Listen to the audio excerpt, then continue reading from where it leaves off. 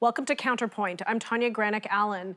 The election is over. All the mail-in ballots have been counted. The final results are in. The Liberals hang on to a minority with 159 seats. The Conservatives remain as official opposition with 119. The Bloc keep their stronghold in Quebec with 33 seats. The NDP have 25, and the Greens are down to 2. There are at present no independents. This, ladies and gentlemen, is your parliament for the foreseeable future. And guess what? It looks nearly identical to the parliament we had before this $600 million election. So what happened in this election cycle? How did Justin Trudeau's coveted majority government evade him? Where did Erin O'Toole's mid-election lead go to? How many seats did Maxime Bernier's PPC cost the Conservatives, or any party for that matter? And how did the mail-in ballot impact the election results? Well, joining me later in the program to help us answer some of these questions is David Clement, North American Affairs Manager for the Consumer Choice Centre and former research assistant to the Canada Research Chair in International Human Rights. But joining me now to help us understand the data and the polling and all the numbers is Quito Maggi, President and CEO of Main Street Research. Quito, thank you so much for joining me again today. Yeah, thanks for having me again, Tanya. We really enjoyed election night. We did a whole live broadcast for several hours. It's so exciting for me. But the dust has settled, and now we really can analyze the data for what it is. So walk us through some of the numbers in terms of popular vote, in terms of what the overall Canadian voter turnout was. Are we better than worse than we've been in the last few elections? No, the turnout was down pretty significantly. I mean, on election night, it looked like it was going to be down just under 16 million people was the final count on election night, and then another million or so. But in the last election, 18 million people voted. So it's down over 1 million people. The Liberal vote is down about 500,000. The Conservative vote was down about 500,000. Maxime Bernier and the PPC, of course, were up 580,000. Mm-hmm. The Green Party was down. The only party that really gained in terms of raw vote was the NDP. I guess the PPC gained in raw vote, and the NDP gained in raw vote, but really only around just under 100,000 extra votes. So, when, like you said, when you look at the parliament we have now and the parliament going in, it looks pretty similar. There are some notable differences.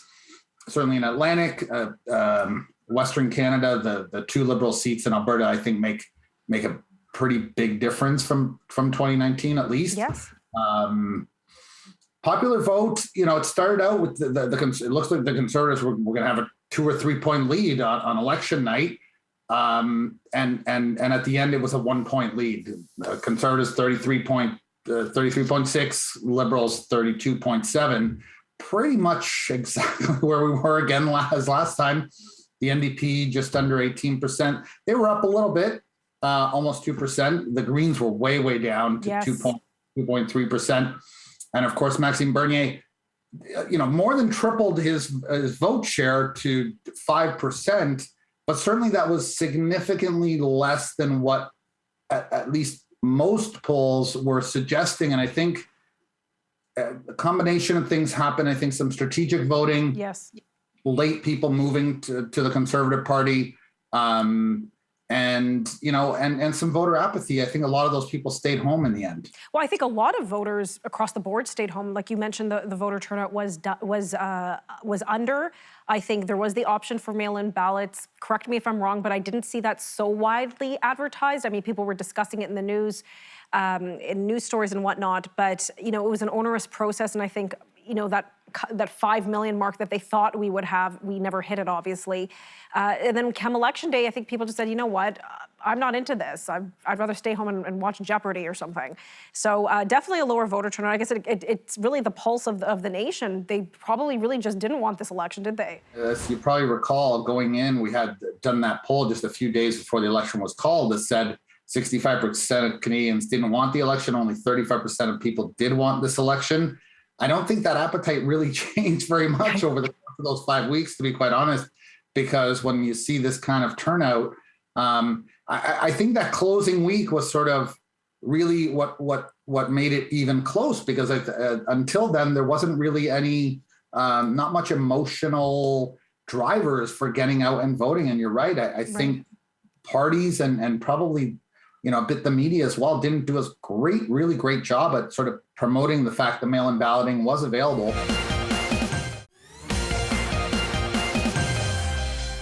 Welcome back. I'm joined by Quito Maggi, CEO and President of Main Street Research. We're discussing election night and the results now that we have everything in. One thing you mentioned before the break is that PPC didn't have as much of a voter. They didn't get as many votes as one would have anticipated given a lot of the polling and numbers. And I felt the exact same way. I thought they would be higher. And of course, they didn't garner any seats, not even, Maxime Bernier didn't even spend the election night in his own riding. But there has been suggestion that the amount of votes they did get did cost potentially the CPC number of seats. I know in 2019, it was alleged that if, all those votes went to the CPC, and again, that's a variable you can't bank on, that there was 7 seats that were cost, that they would have picked up an extra 7 seats, the Conservatives. This time, that number is in the 20s. Am I wrong? No, exactly. The 23 seats exactly were where the PPC vote was greater than the difference between the Liberal and the Conservative, or the NDP and the Conservative in second place. So that's a significant, really significant impact, and pretty much in every province. A couple in BC, 2 in Alberta, 1 or 2 in Manitoba, and then the rest in Ontario.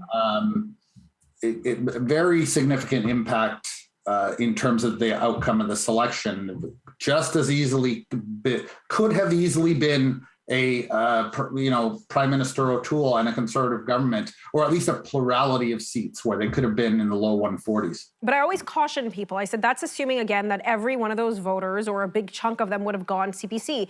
And as a lot of the polling, or there had been some polling done or research that said a quarter of the PPC supporters came from the Green Party. Some of them were, of course, disaffected or had fallen out with the Conservatives and felt that they had to find a new home. But had there not been a PPC, would these people have actually voted at all? That's assuming they would have voted and then voted with another party, Conservatives or maybe the Liberals or NDP, who knows? So I do agree that there definitely were some seats cost there with the PPC vote, and they're this wild card. For me, I think that is because there was an issue-based voting because of the vaccine issue. I think that was predominantly was driving there, and the anti-lockdown message predominating them. But there were some very interesting results in Ontario, and this is my home province. I want to talk a couple about them. Interesting breakthrough in King Vaughan. Minister of Seniors Deb Schulte, she lost her seat to a Conservative. Like, this is not a seat that I would ever think would go Conservative. What happened in King Vaughan? Yeah, that's one of the few mysteries that I haven't really been able to sort of put my finger on. What happened there? Was it a particularly strong local campaign, some local issue in the riding? Because at the macro level, there's nothing really pointing to, we know that there was an issue with the Chinese community, that traditionally votes Conservative largely stayed home. That cost the Conservatives 5 seats, yes, including a few close there to King Vaughan. But King Vaughan is one of 2.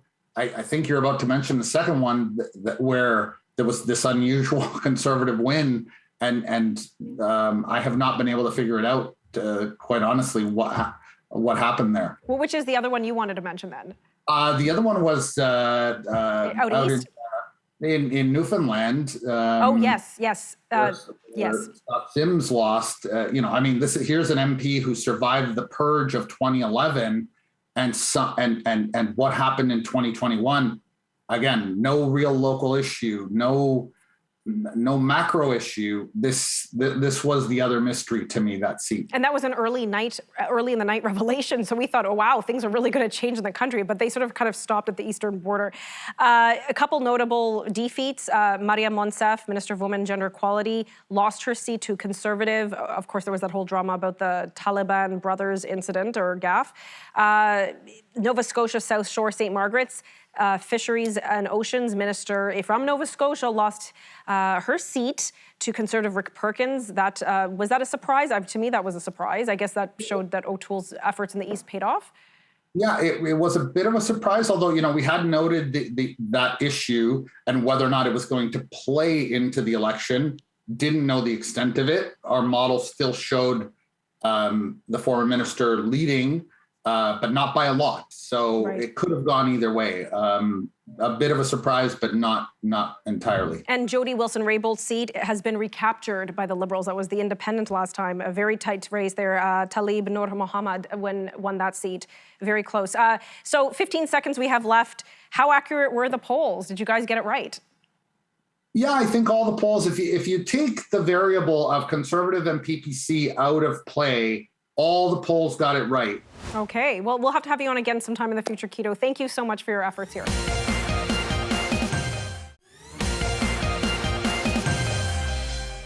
Welcome back. That was some interesting discussion on some of the data, some of the polling, and some of the results we've seen from this election. But now I want to get a little bit more into the weeds on some of the politics that has come out from the election. And joining me for that is North American Affairs Manager for Consumer Choice Center, David Clement. David, thank you so much for joining me today.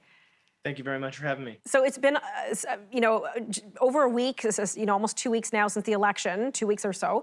A lot has happened. Many things are going on. Let's start with first the Green Party. So I've said this before, I think on a panel in which you had partook, that I was very impressed with Annemiese Paul's performance at the English languages debate. I think she also did well at the French languages, but at the English languages, I really enjoyed her presence. I knew that her leadership experience leading up to the election had been, very dramatic with internal fighting and lawsuits and all this nonsense. But it's now gone. Like she's resigning. Yeah, it's really troubling for people who care about representation in the political system. I mean, in her own words, she crashed through the glass ceiling and then it crumbled at her feet and she had to crawl through it. And I think that was a pretty good way to describe how she's been treated by the Green Party. It's a real shame because she's a serious thinker. She's a serious political candidate. And although she wasn't successful, it doesn't feel like she's being pushed out because she wasn't successful. It feels like she's being pushed out for other reasons. And I think that that's really unfortunate. I've worked in various capacities in politics and been surrounded by politics for 25 years or so. And I don't recall ever, when we know that there's an election coming right up, that a party would go after its leader in such a fashion. Actually, I shouldn't say that. I was a leadership candidate in a very dramatic leadership, but I'm thinking federally. And I remember reading the headlines about the lawsuits and this. I thought, maybe just give her a chance. We're going into the election anyways. If you don't like her at the end, of course, have a leadership review. But I really felt it was stacked up against her. And I'll tell you, the reason I thought she handled herself so well is she really, she put it to Trudeau, calling him at one point a fake feminist, defending some of these former Liberal MPs who were ousted from the party, some of these women. She challenged Blanchet, from the leader of the Bloc Québécois, on his position on perceived racism or alleged racism and religious intolerance with Bill 21. She was forceful on that. Yeah, she was regardless of whether you agree with her political stances, I think the overwhelming consensus is that Canadians want more of that substance because the politics of the day can really lack substance at various points, and that gets tiresome. And so she was a breath of fresh air. And so it really is a shame to see her go. And it really makes me question whether or not the Green Party is serious about actually making electoral gains at any point. Because they had capable leadership and really internal squabbling stacked the deck against her and really forced the outcome in regards to what we've just seen. So it's really sad that she's gone, but I'm sure that wherever she ends up next, she's still going to be that kind of positive force for what she believes in. Now, I don't think she's going to be the only leader of a federal party that we may see resign or ousted. Immediately after this last election, just a couple weeks ago, we saw the call come out to get rid of Aaron O'Toole from one of his own executive members. Yeah, and I thought it was in bad taste to do something like that publicly. I always find it a bit It's a bit lame when people share open petitions that anyone can sign, and then they say, "See, there's so many people who want to oust Aaron O'Toole." I think he does probably have a considerable amount of support in caucus, but that really depends on where that member of parliament is sitting and what their persuasion is. I would say mostly in regards to social policy, things Or like even Alberta with the oil and gas. Sure. Yeah, that's actually another very good point. Whether or not he stays on, I think is a tricky question because he has more support, in my opinion, than Andrew Scheer did post 2019 in terms of members of caucus wanting to back him moving forward. There are questions of whether or not a leadership race would be good for the party. I think it really boils down to he moved to the left, both socially and fiscally. And I think he could have done a better job of threading the needle if he remained a little more steadfast fiscally and did move a little bit to the left on social policy. And we saw that in regards to his stance on a woman's right to choose. Okay, I'm going to pause you there. We've got to jump to commercial. We'll pick this up right in a moment. No problem.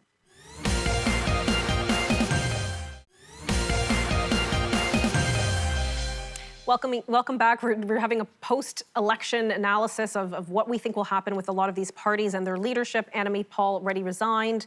There have been calls for resignation for Aaron O'Toole. You mentioned Andrew Scheer. So Andrew Scheer, that election was in, October, November, I think it was. And yes, by Christmas, I think the calls were really out, and then he finally had to resign over that's private school funding issue. But yes, you're right. People were already starting to mobilize to get rid of him. But interestingly, you say you don't see the same kind of caucus maybe movement for that.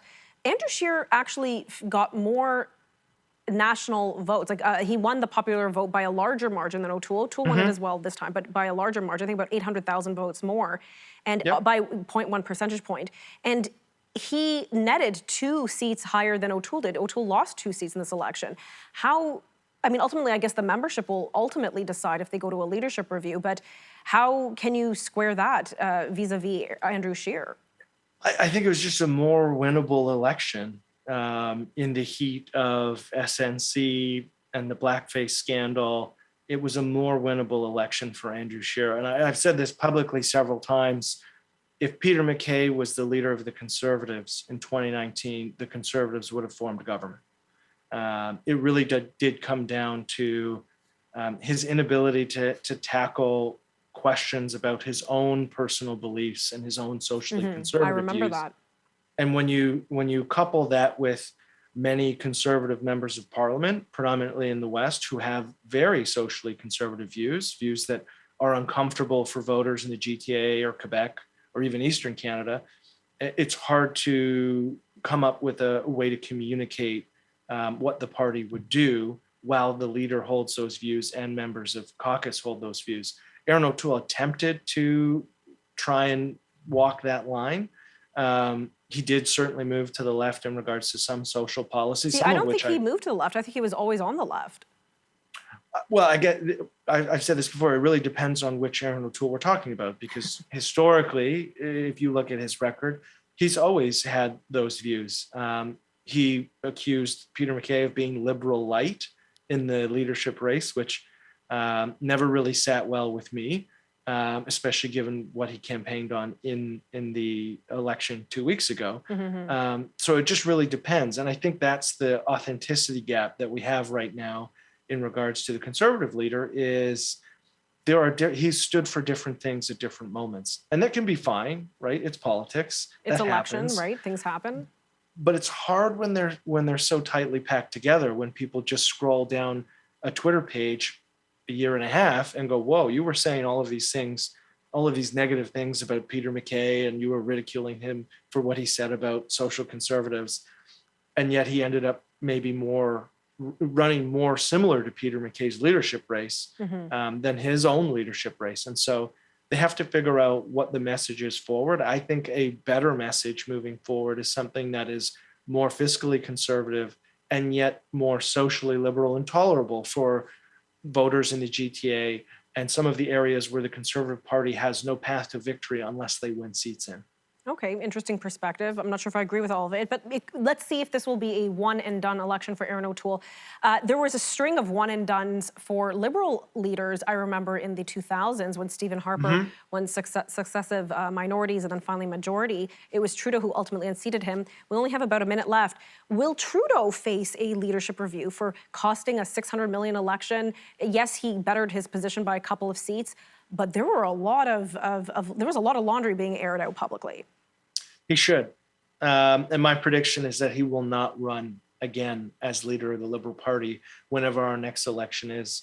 If I'm on the Liberal Party's National Council, I'm already starting to figure out what the succession plan is. Right. I think he's exhausted his political capital, and I don't know if he's steadfast enough to go down with what could be a sinking ship.